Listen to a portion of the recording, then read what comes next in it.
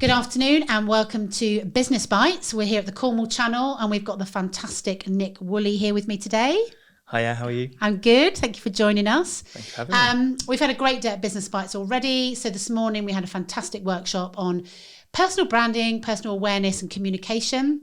Really opened up some interesting conversations with the business owners around the table in how we communicate and how our clients communicate.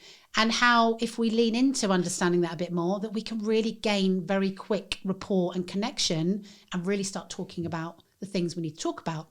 Really fascinating.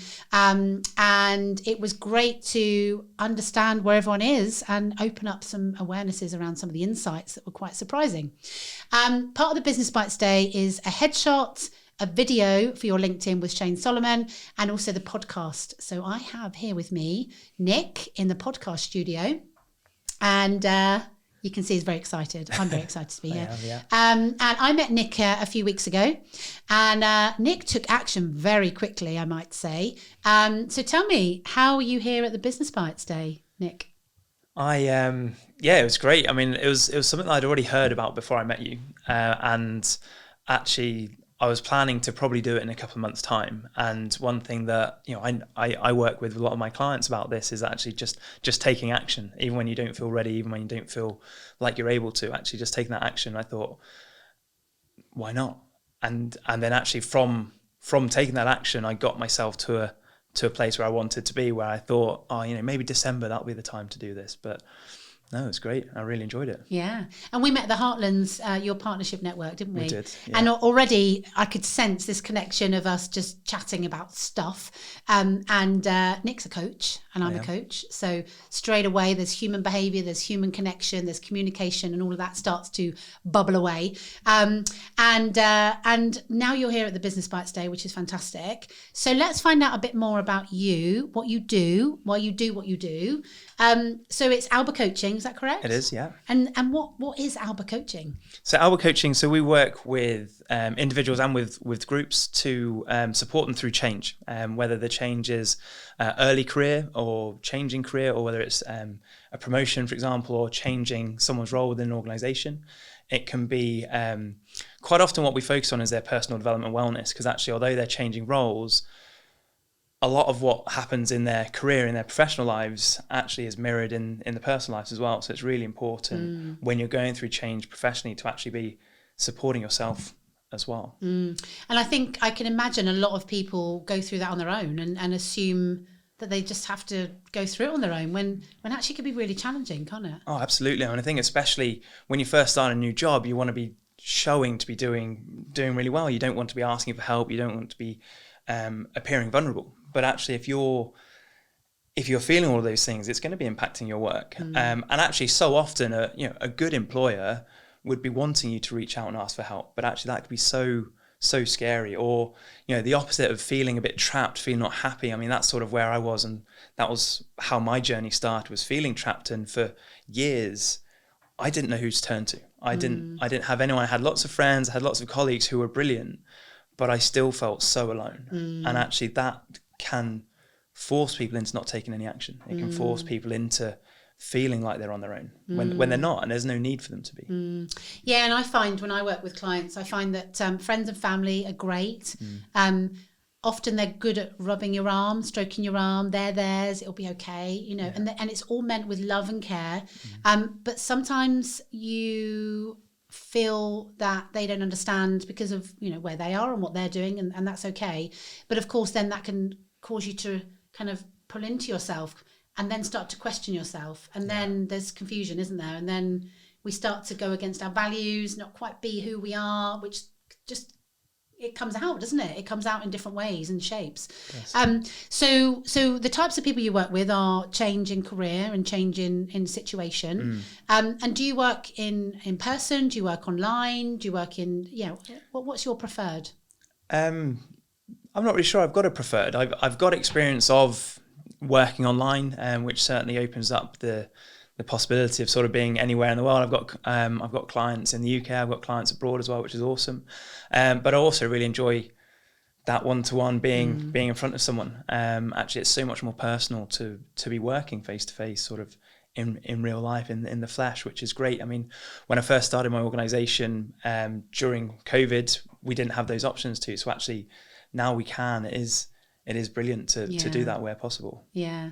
And what have been your kind of, have you got some success stories or things where people have worked with you that you know, they've really had impact from that? Yeah, absolutely. I mean, I think two clients that come to mind straight away were in a similar position to me, which was not really feeling fulfilled in their work anymore. And it wasn't necessarily that it needed a big change initially, isn't what they thought, but they just felt really trapped, like they weren't going anywhere.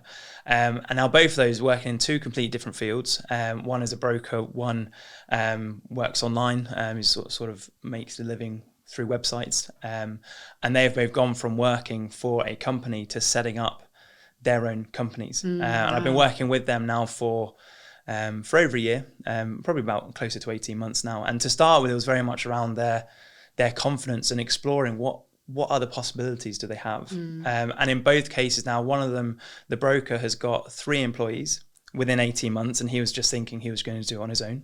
Wow. And the other one, again, he's got, I think, 3 different people doing a bit of consulting work for him within the organization, which again, he was just thinking, you know, if I'd said to them, right, 18 months from now, you're going to have a team of 3 or 4 people, they would have laughed at me. Wow. You know, but that's not the only thing. I sort of really enjoy supporting people who are, my background's in education, so sort of understand some of the challenges that they might be facing moving from an education into their first career, their first proper job, or stepping across from whatever their first job was into a more of a career. And actually I get a lot of enjoyment out of supporting them. You know, sort of what I realized with coaching was that my passion for wanting to support people didn't have to be limited to the 4 walls of a classroom. And actually, especially some of those early career people, giving them the confidence to ask for help or to share vulnerabilities where they're not worried about, but you know,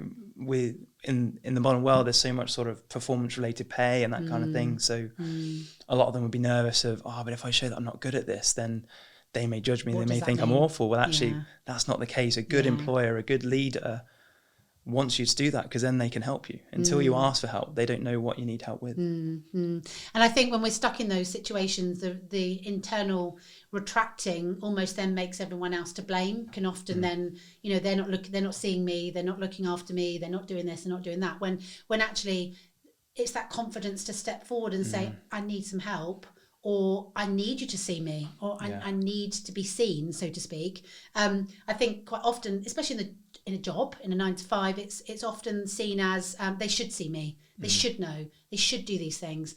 But we're all humans, aren't we? We're all humans. And we were learning this morning about the different communication styles and the insights that were really powerful. But a lot of people aren't aware of those things. Yeah. So often it's the assumptions that people make, that we just assume that, my manager is going to check in on me. They're going to teach me everything. They're going to show me everything. But sometimes it could be the manager that's made the assumption that, they probably know this. They've probably experienced this before, where actually if they haven't, and you don't say, actually, do you know what? Would you mind just showing me this? Until you do that, they're not going to know. And as well, the accountability of kind of going, well, if I don't know this, it's my responsibility to learn. Who's the right person to go and ask? And that quite often could be the conversation of just supporting the person to say, right, well, what don't you know? And who could you ask who does know? Yeah, and that speaking up piece. And we were learning this morning, if this will help anyone, but we were learning about, there's a site you can go on, there's a free opportunity for you to look at your personality, 16 personalities, which is absolutely incredible. It's a very good opportunity for you to look at yourself and to really see the strengths, see the weaknesses. And as I shared with all of them, lean into the weaknesses, because your strengths are your strengths, they're your natural behaviours, but the weaknesses could tell you some bits and pieces that you could lean into, you can work on, you can reach out to work with people on. Really good share there. And I think one of the others was saying that 0.1% of the population is doing personal development, you know, and it starts with you. I mean, we know that. We know that. And, you know, when you're a coach, you kind of get a little bit excited about it and you think that you have a false sense of security that everyone's doing it.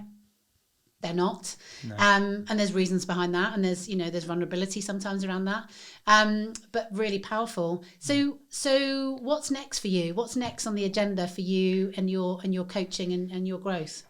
Yeah, I was sort of, this was again part of that reason why I was thinking of putting things off to sort of, I've gone through a bit of a, not quite a redirection, but sort of clarification, I think, for myself. I've been doing a lot of personal development. I work with a coach myself because it's really important. I feel that I get coached as well as helping other people. And as part of my accreditation, that's sort of expected. But I do some coach training now as well. And with that, that's supporting actually the team leaders, the managers, to have some coaching skills. It's not a full accreditation. It can be a doorway to getting fully accredited, but actually having some coaching skills to be able to support your team, be able to support your colleagues, and the new career people can really empower them. And so having the leaders having some of these skills is, I think, vitally important. Because then, and part of the training we do is very hands-on. So people will be practicing with each other, they'll be coaching each other, so they get an experience, and they obviously benefit from being coached by someone else who's learning how to coach. So win-win. Yeah, exactly. And then they've got that. It's just adding an extra thing to their toolkit. A lot of people would be great mentors. They've got that knowledge, but actually, it's not always beneficial to just be telling someone what to do. Actually giving them the coaching skills to empower that person below them to be able to figure things out for themselves with a bit of guidance, with a bit of support, but in a sort of really friendly, non-judgmental space. And isn't it so true that most of us have all the resources we need within us? Absolutely. We just tend to lean away from them. We hide them. We feel that we're not good enough at certain things.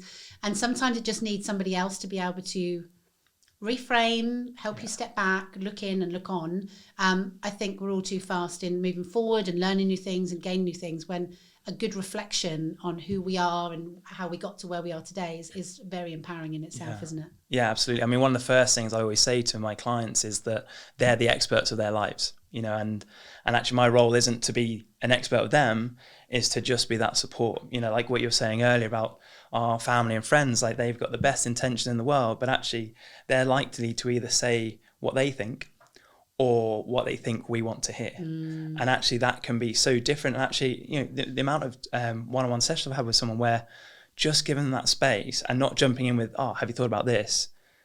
Just gives them that opportunity to hear their own thoughts. And actually, like you said, in coaching, one of the biggest tools we use is mirroring, just reflecting back what they've said and hearing their own words without then you should do this, or here's a suggestion.